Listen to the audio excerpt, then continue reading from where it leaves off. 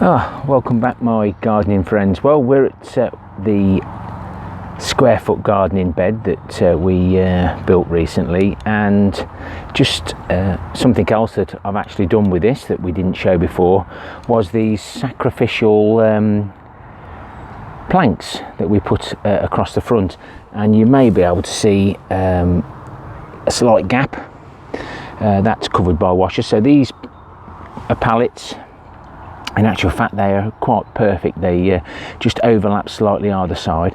It doesn't have to look pretty because they may need replacing every 2 or 3 years. I'll just show you a little close-up of one that we've done just to show you. So this is on bed 2 of the, and you can probably see some plastic washers in there. And I've over exaggerated this on there, but here, you won't be able to see if I don't turn you around, is some of the metal washers. I've had plastic washers, so I've used those up. So slight exaggeration on that one, but this is how, if you can see, how it looks normally. And we've done that all the way around, and I will be doing it to the main beds as well. I'm trying to get a few videos in because we could end up being locked down at our allotment site fairly soon. So that was a little idea from one of my viewers. It's similar to fences. So you have your fence running that way, and then you put a sacrificial board at the bottom, which is easily changed. So thank you very much to that gentleman. I can't remember who it was, but now when the wood chips, like they are on bed 1, are actually touching the gravel board, that piece of wood will absorb the moisture and it will soak it in, but then it'll be able to breathe it back out. It's not actually touching the main boards, so I'm really pleased with that. So if you haven't actually seen this, I'll either drop a card in, or there'll be a what's name at the end. And now this last bed is in, I've managed to finish the supports for the vertical gardening. I haven't had time to do much with that because Mrs. King has got me quite a few jobs to do, but we've had a few nice dry days and sunshine, and everywhere is starting to dry out a little bit. But that's no good if we don't get to the allotments for a few months.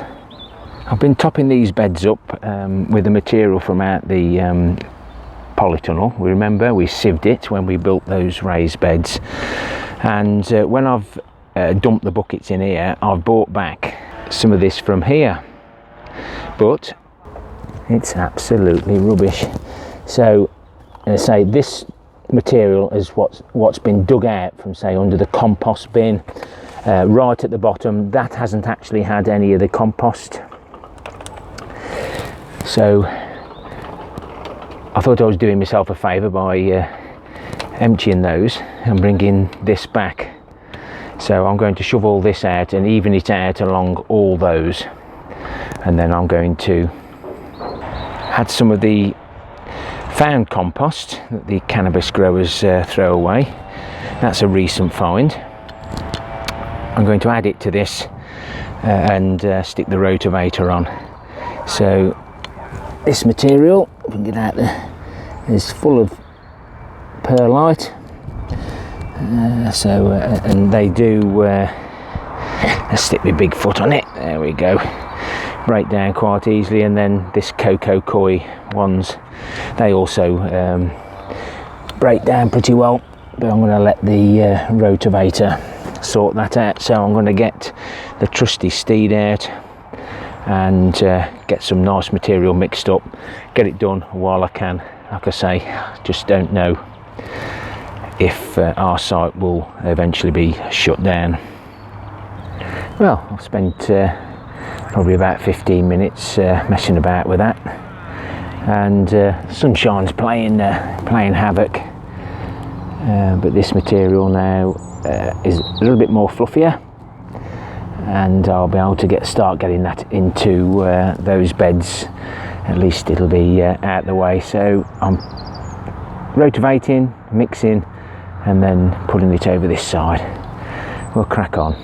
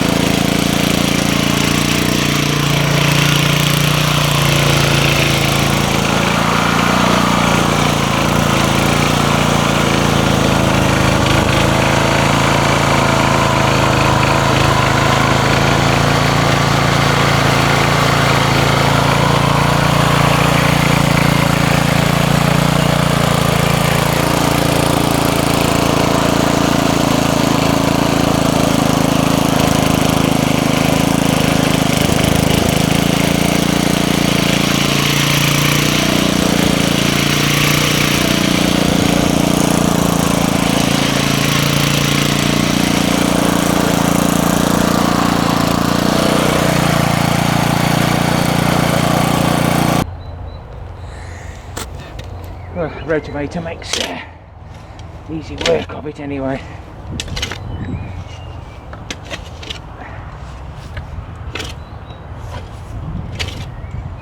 Just keep moving it down.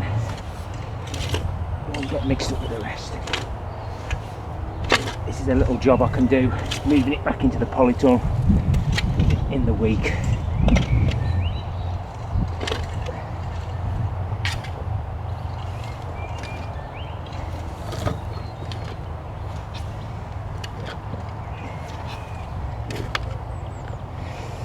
Hopefully we can get rid of most of this soil so we can get this last bed in. I am short one scaffold plank because we needed it to make those square foot gardening beds one plank higher, and I think you'll agree it was definitely worth it.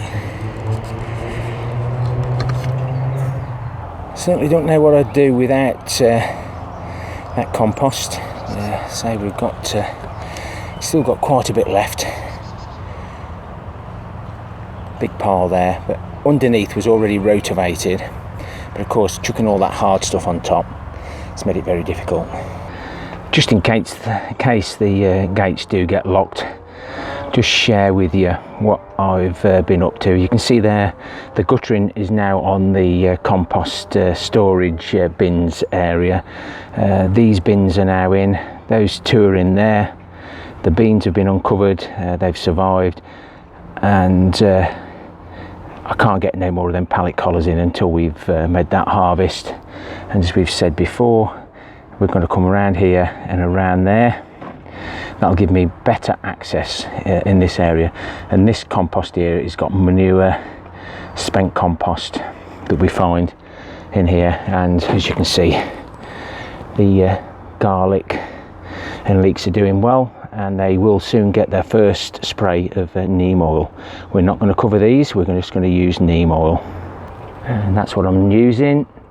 It needs to have that 100% pure I'm hoping you can see that better than I can. But yeah, it's definitely going to have that in, and I've got 2 bottles, and if it saves me putting netting up this year, then it'll be well worth the effort. Cost effective as well. I've seen the odd bumblebee about, but I will be getting my little tickling stick out to hopefully pollinate some of these beans, broad beans. So this middle bin is the permanent celery. So we've got 2 pallet collars to get them to blanch a bit better. Now in the bottom, if you remember, we've got the pond liner. I did ask for help. So basically the pond liner goes up to the first pallet collar, but just below the last board, so down here somewhere, we've slit it. So any water that comes out now, the pond liner won't affect the wood, and then we've just lined it like we normally do. So it'll always have a small reservoir of water in the bottom. So thank you for all your help on that one. This is the last pallet collar in this row. This is for the Jerusalem artichokes. It's now in 4 pallet collars high. The top 2 can be taken off, and the rest, no worries. So these are in now. I'll put the soil back in the bottom. They're slightly lower. This tub isn't as low, but the actual pots are higher, so hopefully we won't get any Jerusalem artichokes running riot around the allotment. And as we've said, once I get a minute, as and when, I've got those plastic sheets to go across all here. Water will be collected, and it'll go into this barrel, and there's a little bit in the bottom that's collected off the guttering. So that's always well worth doing. Those polycarbonate sheets I found in the skip are coming really useful. So the far one is the parsnips, the next one is the carrots. These beds are now sinking nicely, so they'll need topping up. Same as that one. That one now needs some more from out the polytunnel, as do the rest. And this is a mixture of this pile of soil. The sun's playing havoc, so this then will have the sieve material out the polytunnel. But I'm hoping that the remaining material from here, which is my original bed 4, and all that material will eventually fill. I think there's 1 more pallet collar coming this way on that one. There'll be 2 more on this one, and there we said before there'll be another 2 there. And whatever else I decide to do, I might extend that middle one all the way through to meet up with the others. But it's strange how everything's worked out, because we started that one off there because that then is half a pallet collar, which makes a full one, and then it worked out that those 2 pallet collars there almost meet up within a few millimeters of that. That wasn't planned, but sometimes you just go with it, and it works out nicely for us. My original thoughts was having 2 barrels there, by starting that collar off right at the end of the compost bin, but it'll work out so much better by just going round the corner. It'll probably be after the garlic come out, and as and when we get some pallet collars, and we'll see how this nasty virus works out here in the UK, and what we have to do to stop it. It certainly looks nice, that pile. There's probably 200 litres of compost gone into that. No, probably more. We've got plenty to mix with this. I've got the 4 barrels here. When the polytunnel gets raised over the winter months, the guttering will come down this end into the container, so I'm swapping that round and we can pump it into there, and then I've got easy access then to water these beds. And eventually, when this bed goes in from here right to the end where the square foot gardening is, I'll have another 4 here, so that should do me. Let's go and have a little look at the underground worm farms. Now I've been having issues with the cardboard, so what I've done, these little strips of wood are normally in between building materials like curbs, so I've screwed that into that now so it holds it together nicely. Not sure whether there's any worms stuck behind there, but the material is breaking down nicely. No worms in that as far as I can see. They probably heard me coming.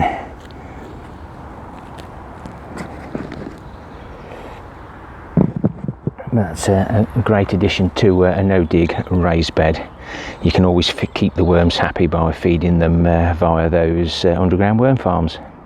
So today is Sunday the 22nd of March. Stay healthy, my friends. Keep washing those hands, especially when you put them into underground worm farms. Take care, my friends. Stay safe. Like I say, stay healthy. And if you want to consider subscribing, please do. Don't forget the like button. And happy gardening to you all. Till next time, my friends. Ta-ra for now.